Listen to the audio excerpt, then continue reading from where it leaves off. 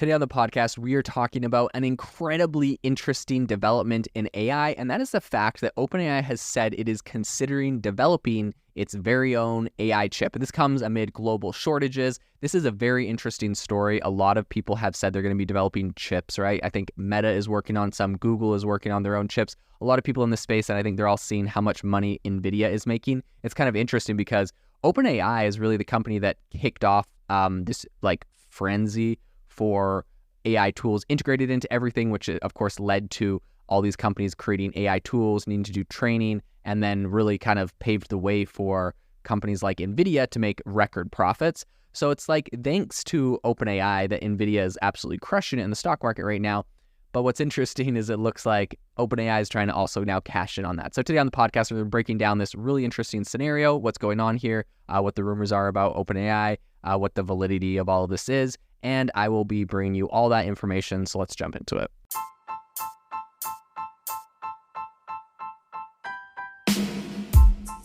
Welcome to the world's #1 AI podcast, AI Chat. I'm your host, Jaden Schaefer.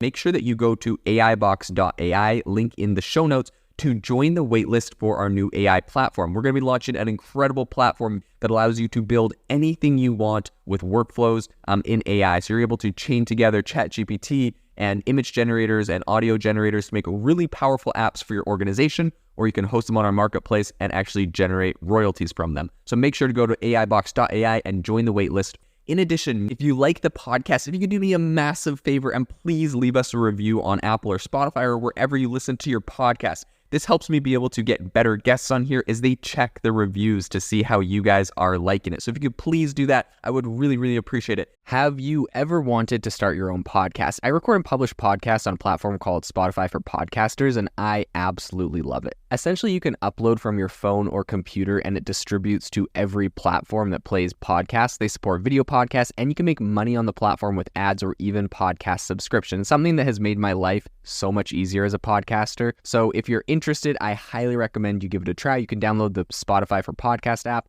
or go to spotify.com/podcasters to get started on your podcast today. So right now, of course, we have kind of this backdrop of a super strained AI chip supply chain, right? This is something no one can get enough chips. There's huge wait lists. They're very hard to get. And I think amid all of this, OpenAI, which is of course the #1 AI startup right now, is reportedly contemplating an entry into the AI chip space. So this move comes as the demand for, powerful AI processors to train their ever advancing models, right? We've got ChatGPT, GPT-4 is now the big thing.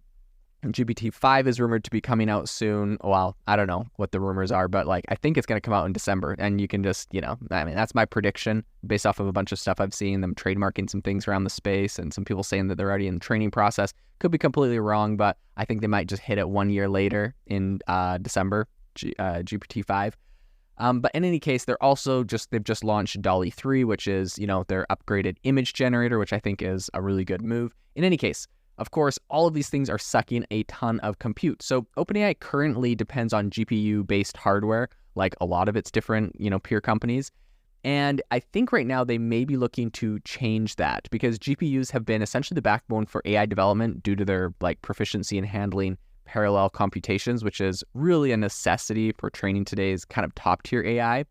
But the rise of generative AI, of course, has really, really helped out companies like NVIDIA, who are making money off of the chips. So, however, I think it has kind of pushed this whole GPU supply chain to its limits. Microsoft recently cautioned about potential service disruptions due to issues with server hardware because of AI. And also, NVIDIA's high-performance AI chips are reportedly, sold out until 2024. So really, it's hard to get your hands on those things. And I think a lot of these AI companies are kind of feeling the strain because it's not just OpenAI that needs its own chips. There's all these other companies that are doing it, and it probably feels like they're getting in their own way. And it's kind of a bottleneck to their own company. So I'm sure OpenAI at this point is doesn't want to put their company in the hands of another enterprise. So it looks like they're kind of eyeing this space. So to give a little bit of context and maybe perspective on kind of the magnitude of demand, a study by Bernstein analyst Stacy Raskin highlighted that if ChatGPT queries scale to even a tenth of Google searches volume, an initial investment of roughly $48 billion in GPUs would be necessary. This is insane. And I'm going to say that again because I do not think people fully understand this. We talk about like, oh, ChatGPT is awesome, yada, yada, whatever. And Google like should be worried it's going to get beaten. And Google's kind of doing this stuff with Bard on the side. But like if Google searches really were replaced by ChatGPT, which to be honest, for a large part, I'm doing a lot of stuff on ChatGPT that I would have used Google search for in the past. But if that was to replace it, right, 10% of Google searches would require almost $50 billion in GPUs to be purchased in order for OpenAI to facilitate that. So that's absolutely insane. If they were to do 100% of Google searches, we're talking about somewhere like $500 billion. This is insane numbers. If Google was just to switch to completely be ChatGPT instead of like a Google search, we're talking $500 billion in GPUs that would be needed. So I think another really interesting number is that around $16 billion worth of chips would be required annually for sustained operations, right? So even if they made, like so let's say ChatGPT is going to take over 10% of Google searches, $50 billion up front on GPUs, and then every year, $16 billion. This is insane money. And I think ChatGPT and OpenAI really know that if they want to be able to scale, this is a bottleneck for them, right? Even if they were the most popular thing in the world, this is a bottleneck. And I think they're looking at, how can we build things? How can we build them better, cheaper, so that we're not kind of stuck with this bill? Even if they could get it half price by making it themselves, it would make a really big difference. So OpenAI is by no means kind of pioneering the custom AI chip territory. Google's TPU, Tensor Processing Unit, powers massive generative AI systems like Palm 2 and Imagen. Amazon provides its AWS customers with proprietary chips designed for both training, I think it's called Trainium, and inference, which is Inferencia. So meanwhile, there's a whole bunch of rumors around Microsoft collaborating with AMD on an AI chip called Athena, which OpenAI is reportedly testing right now. So I think with a venture capital injection of over $11 billion, that's what OpenAI has at the moment.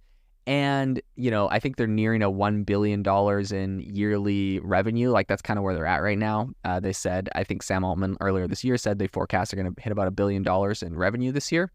I think OpenAI's financing position appears like to be pretty solid. It's fairly robust, but recent, of course, murmurs from the Wall Street Journal suggest that the possibility of a share sale is going to catapult OpenAI's secondary market valuation to around $90 billion. They're kind of looking at doing that right now. So that would be very, very incredible. However, I think the road to AI chip development isn't without its bumps. Just last year, AI chip maker GraphCore saw its valuation plummet by around $1 billion post a Microsoft deal fallout. Microsoft never ended up going through with the deal, and it really kind of hammered their company. So I think that was kind of leading to an announcement of job cuts owing to challenging, they said this is like challenging economic situation stuff. So I think the past month also saw GraphCore grappling with declining revenue and mounting losses. Intel's AI chip subsidiary, which is called Habana Labs, had to let go of an estimated 10% of its employees. Even tech giant Meta faced a bunch of turbulence with its custom AI chip endeavors, eventually axing some of its experimental hardware that they were kind of working on before. So it's not like it's all roses in this space, and it's not like it's very easy, right? Of course, we have NVIDIA, which is absolutely crushing it, but there's a lot of people that are kind of hurting. Maybe that's because NVIDIA was significantly better. There's a lot of people speculating on why that is. But I think, OpenAI's potential move into the AI chip domain is a significant development. The journey to bring a custom chip to market is going to be really lengthy and might drain hundreds of millions annually. The critical question I think that remains is whether OpenAI's stakeholders, which of course is Microsoft that owns half the company, are ready to kind of place their bets on such an ambitious and uncertain venture, especially when Microsoft's already, inking deals with AMD and others. I think only time is going to reveal if OpenAI's potential chip endeavors are actually going to be successful or not. And the one thing I would just stress finally is that these deals really do take a long time. If they were to design their own chip, if they were to try to launch this, building out the facilities to fabricate it, building out, essentially all the manufacturing, like this stuff takes years. We'd be talking 2 years would be fast, right? We're talking probably 4 years before they could scale this thing out. And so really at the moment, I think this is not a solution that really pulls them out of this problem. But, maybe it's future revenue, maybe it helps them in the future. But at the moment, I think everyone really is kind of stuck with NVIDIA and a couple of the other players and essentially just trying to make do with what they have currently on the market. This episode is brought to you by Shopify. Forget the frustration of picking commerce platforms when you switch your business to Shopify, the global commerce platform that supercharges your selling wherever you sell. With Shopify, you'll harness the same intuitive features, trusted apps, and powerful analytics used by the world's leading brands. Sign up today for your $1 per month trial period at shopify.com/tech, all lowercase. That's shopify.com/tech.